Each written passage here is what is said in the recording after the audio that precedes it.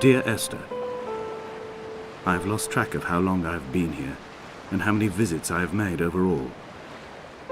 Certainly the landmarks are now so familiar to me that I have to remind myself to actually see the forms and shapes in front of me. I could stumble blind across these rocks, the edges of these precipices, without fear of missing my step and plummeting down to sea. Besides, I have always considered that if one is to fall, it is critical to keep one's eyes firmly open.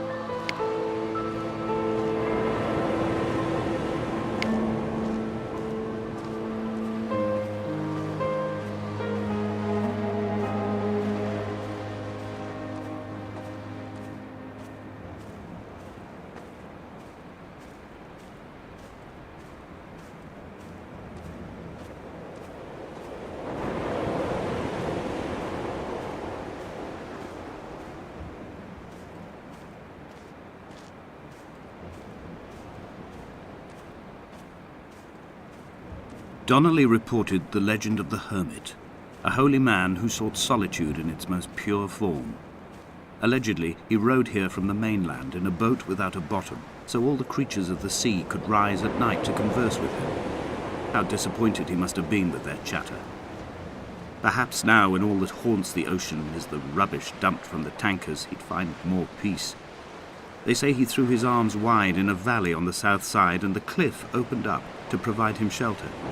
They say he died of fever 116 years later. The shepherds left gifts for him at the mouth of the cave, but Donnelly records they never claimed to have seen him.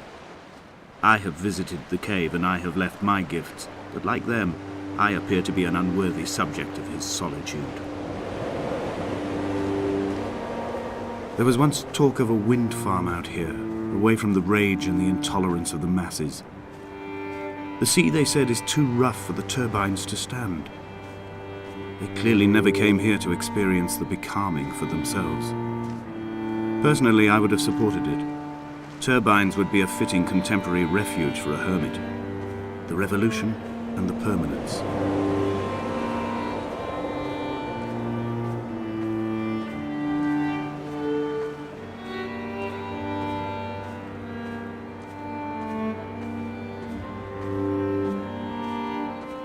Reading Donnelly by the weak afternoon sunlight. He landed on the south side of the island, followed the path to the bay and climbed the mount. He did not find the caves, and he did not chart the north side. I think this is why his understanding of the island is flawed, incomplete. He stood on the mount and only wondered momentarily how to descend, but then he didn't have my reasons.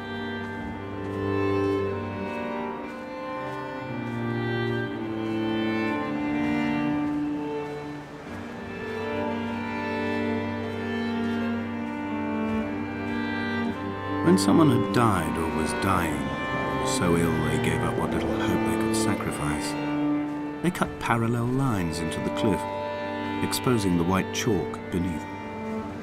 You could see them from the mainland or the fishing boat, and know to send aid or impose a cordon of protection, and wait a generation until whatever pestilence stalked the cliff paths died along with its hosts. My lines are just for this. Keep any would-be rescuers at bay. The infection is not simply of the flesh.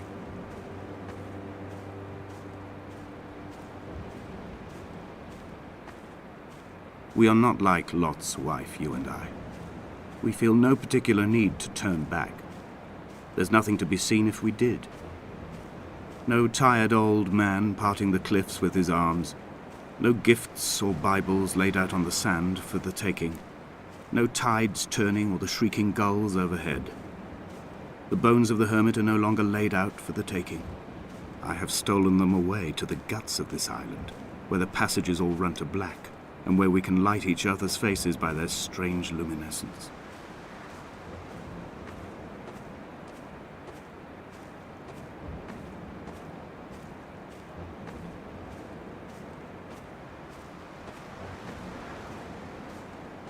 Dear Esther, I met Paul. I made my own little pilgrimage. My Damascus, a small semi-detached on the outskirts of Wolverhampton. We drank coffee in his kitchen and tried to connect to one another. Although he knew I hadn't come in search of an apology, reason or retribution, he still spiraled in panic, thrown high and lucid by his own dented bonnet. Responsibility had made him old. Like us, he'd already passed beyond any conceivable boundary of life. I threw my arms wide and the cliff opened out before me, making this rough home. I transferred my belongings from the bothy on the mount and tried to live here instead. It was cold at night, and the sea lapped at the entrance at high tide. To climb the peak, I must first venture even deeper into the veins of the island, where the signals are blocked altogether. Only then will I understand them, when I stand on the summit and they flow into me, uncorrupted.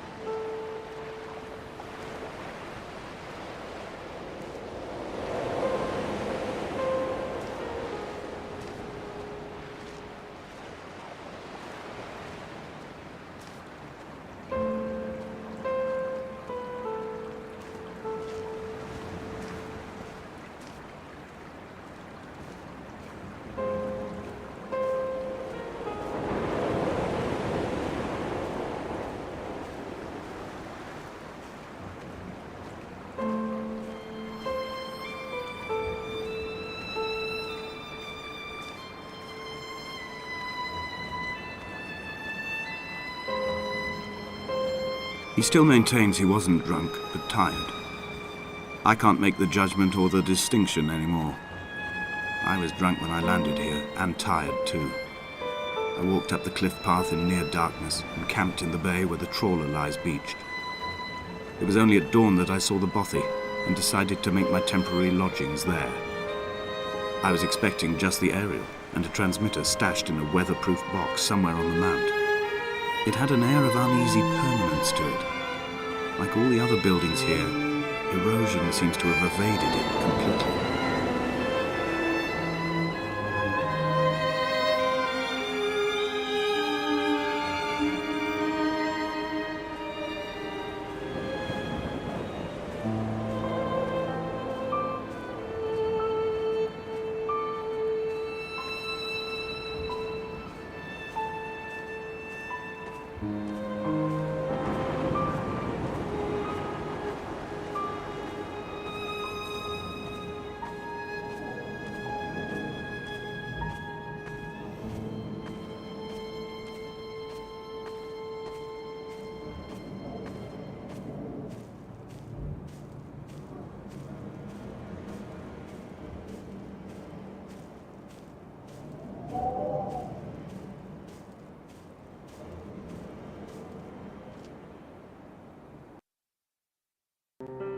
Dear Esther, I have now driven the stretch of the M5 between Exeter and Bristol over 21 times.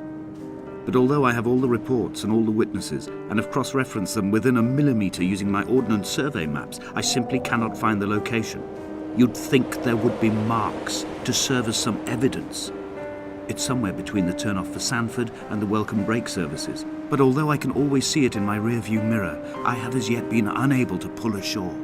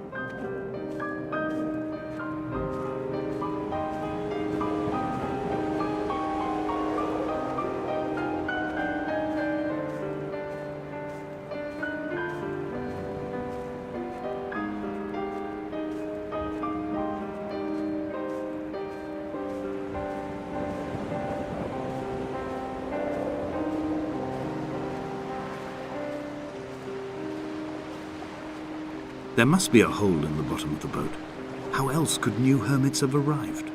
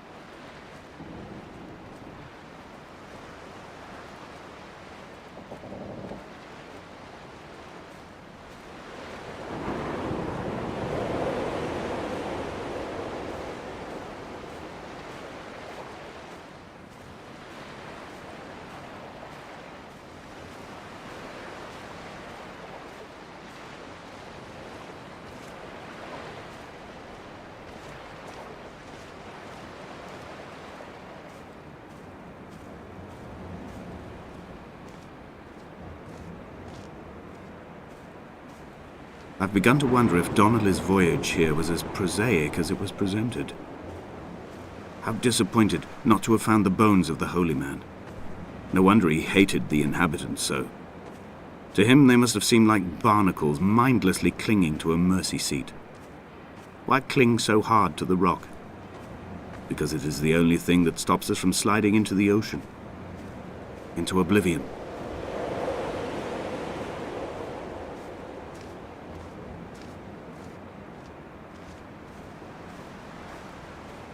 I had kidney stones, and you visited me in the hospital. After the operation, when I was still half submerged in anesthetic, your outline and your speech both blurred. Now my stones have grown into an island and made their escape, and you have been rendered opaque by the car of a drunk.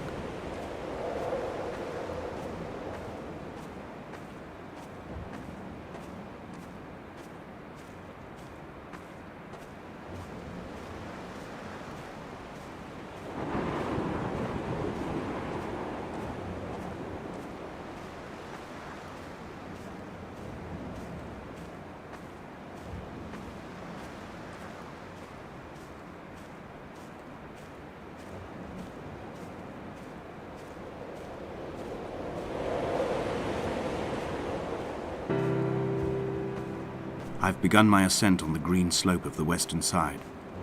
I've looked deep into the mountain from the shaft and understood that I must go up and then find the way under. I will stash the last vestiges of my civilization in the stone walls and work deeper from there. I'm drawn by the aerial and the cliff edge. There is some form of rebirth waiting for me there.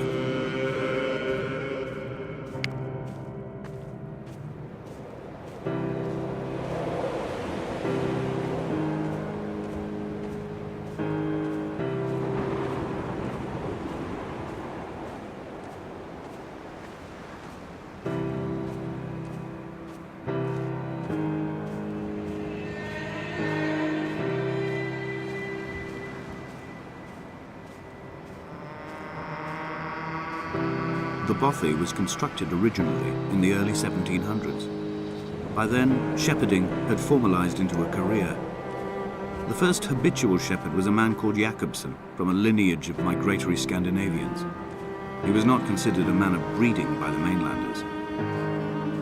He came here every summer whilst building the bothy, hoping eventually that becoming a man of property would secure him a wife and a lineage. Donnelly records that it did not work. He caught some disease from his malcontented goats and died 2 years after completing it. There was no one to carve white lines into the cliff for him either.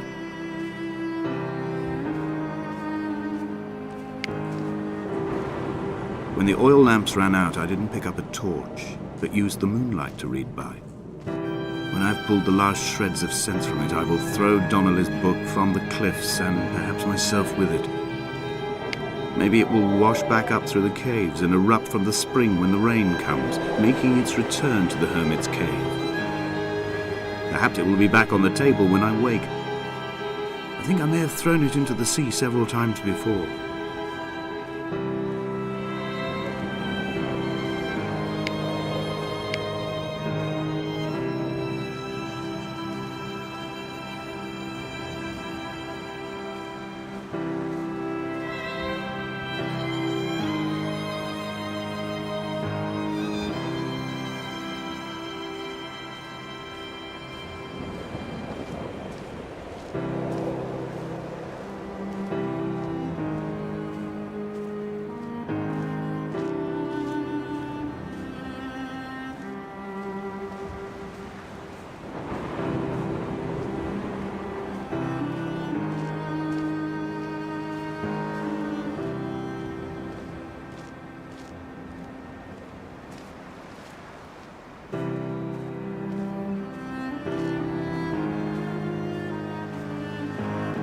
Jacobson's ribcage, they told Donnelly, was deformed, the result of some birth defect or perhaps a traumatic injury as a child.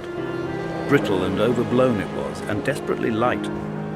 Perhaps it was this that finally did for him, unable to contain the shattering of his heart.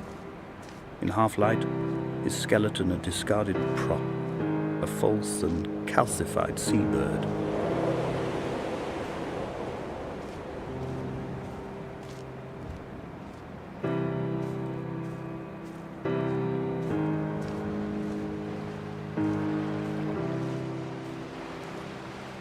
They found Jacobson in early spring. The thaw had only just come. Even though he'd been dead nearly 7 months, his body had been frozen right down to the nerves and had not even begun to decompose. His fingernails were raw and bitten to the quick. They found the phosphorescent moss that grows in the caves deep under the nails. Whatever he'd been doing under the island when his strength began to fail is lost. He'd struggled halfway up the cliff again, perhaps in a delirium, perhaps trying to reach the bothy's fire before curling into a stone and expiring.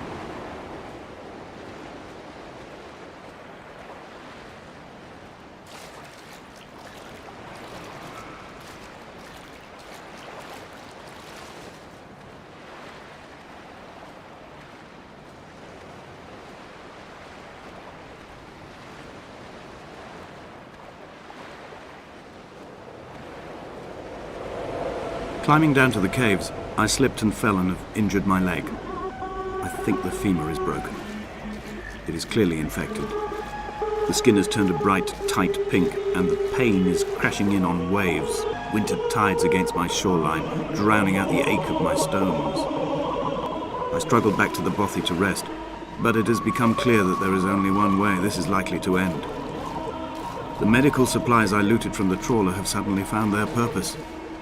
They will keep me lucid for my final ascent.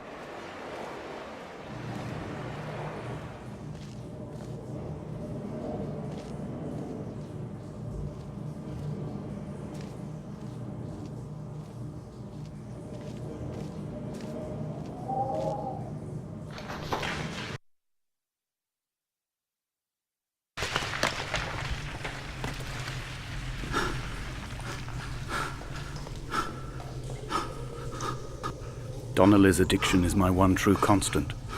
Even though I wake in false dawns and find the landscape changing, flowing inconstantly through my tears, I know his reaching is always upon me.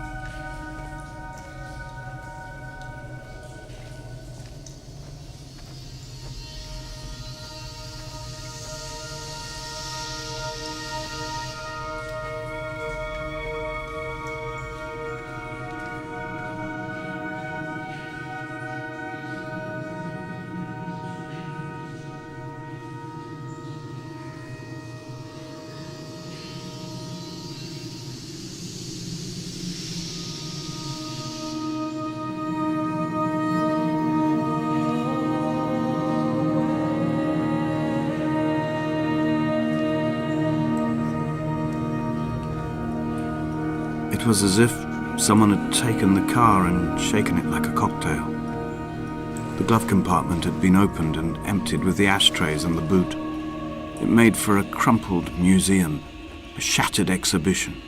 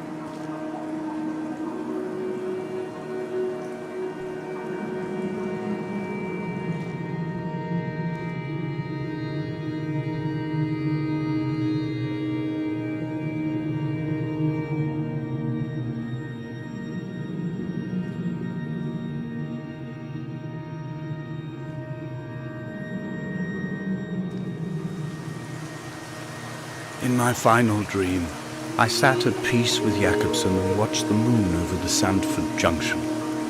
Goats grazed on the hard shoulder, a world gone to weed and redemption. He showed me his fever scars, and I mine, between each shoulder the nascency of flight.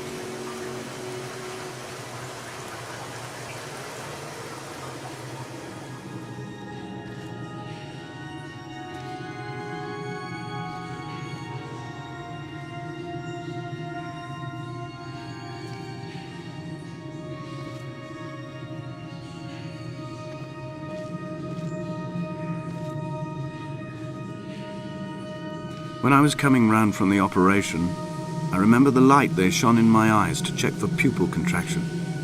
It was like staring up at a moonlit sky from the bottom of a well. People moved at the summit, but I could not tell if you were one of them.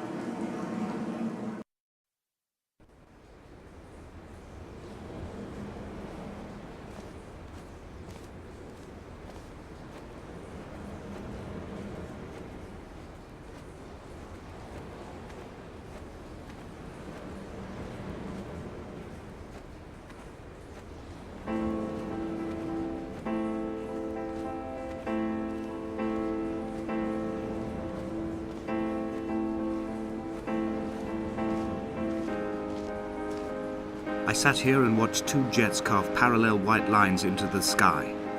They charted their course, and I followed them for 21 minutes until they turned off near Sanford and were lost. If I were a gull, I would abandon my nest and join them. I would starve my brain of oxygen and suffer delusions of transcendence. I would tear the bottom from my boat and sail across the motorways until I reached this island once again.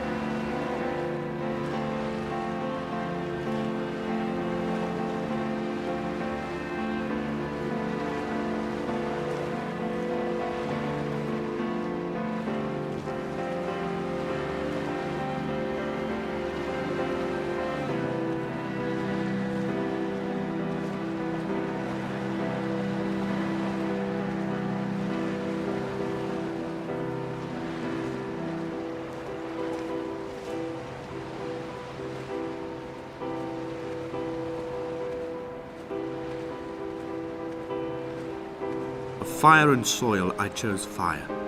It seemed the more contemporary of the options, the more sanitary. I could not bear the thought of the reassembly of such a ruin. Stitching arm to shoulder and femur to hip, charting a line of thread like traffic stilled on a motorway, making it all acceptable for tearful aunts and traumatized uncles flown in specially for the occasion.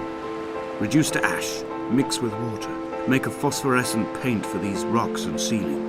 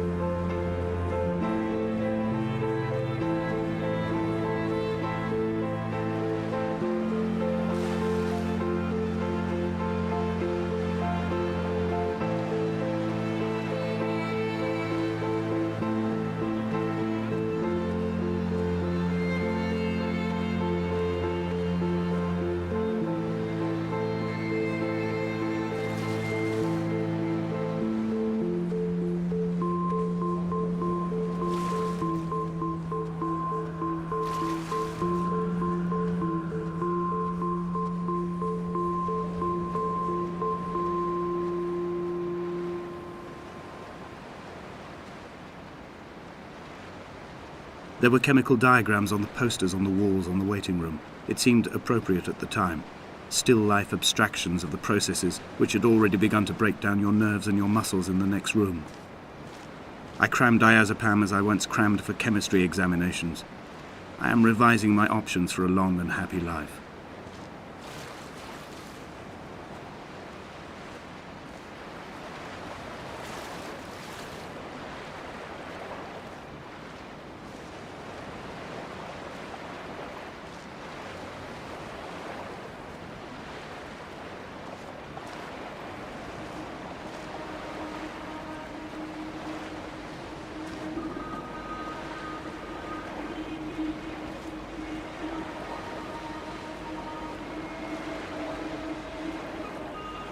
From here, I can see my armada.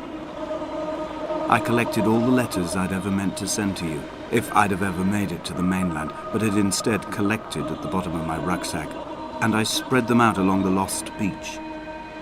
Then I took each and every one, and I folded them into boats. I folded you into the creases, and then, as the sun was setting, I set the fleet to sail.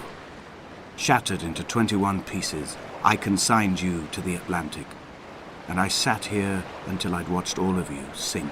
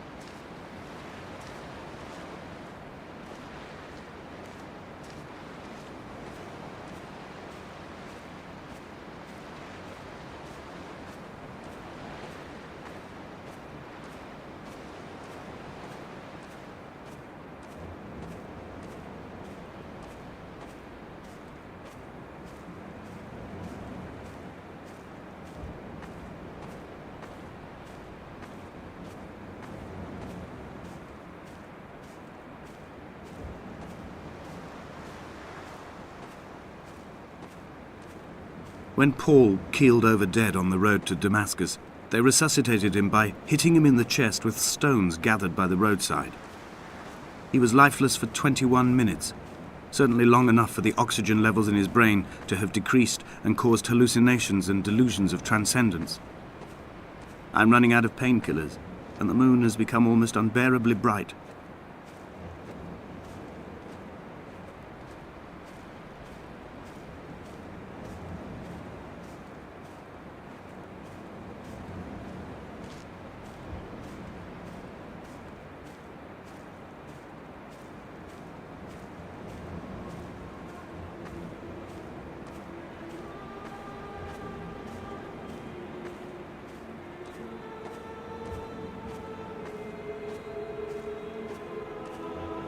I've begun my voyage in a paper boat without a bottom.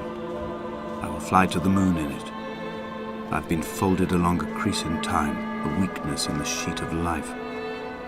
Now you've settled on the opposite side of the paper to me. I can see your traces in the ink that soaks through the fibre, the pulped vegetation. When we become waterlogged and the cage disintegrates, we will intermingle. When this paper aeroplane leaves the cliff edge and casts parallel vapor trails in the dark, we will come together.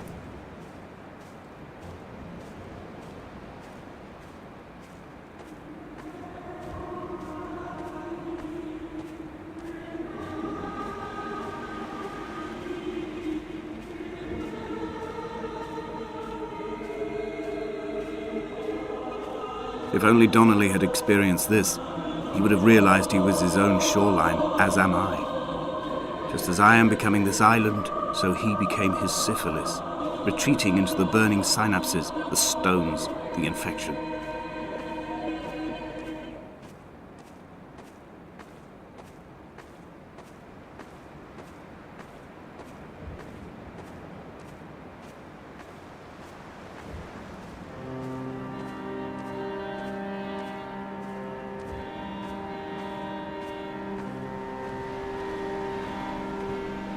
Bent back like a nail, like a hangnail, like a drowning man clung onto the wheel, drunk and spiraled, washed onto the lost shore under a moon as fractured as a shattered wing.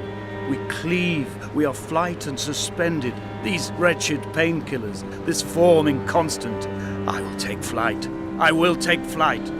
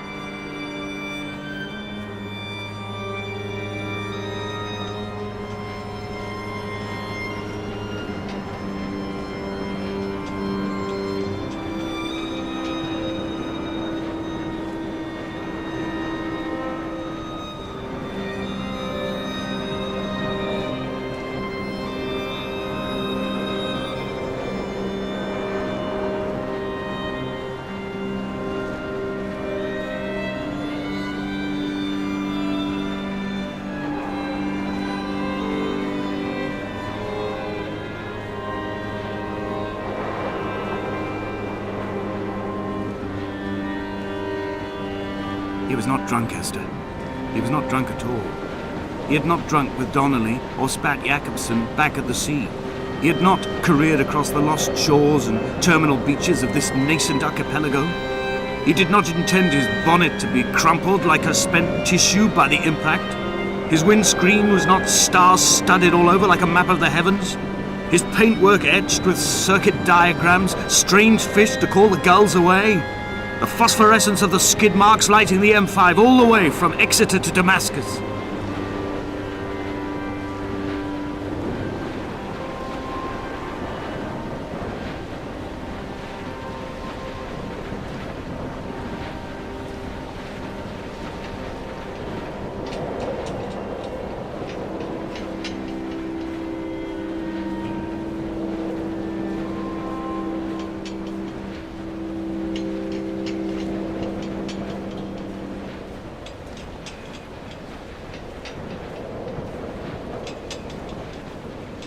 I am the Ariel.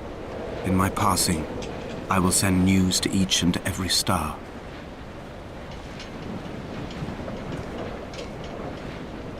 Dear Esther, I have burnt my belongings, my books, this death certificate. Mine will be written all across this island. Who was Jacobson? Who remembers him?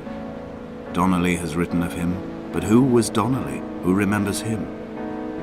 I have painted, carved, hewn, scored into this space all that I could draw from him. There will be another to these shores to remember me.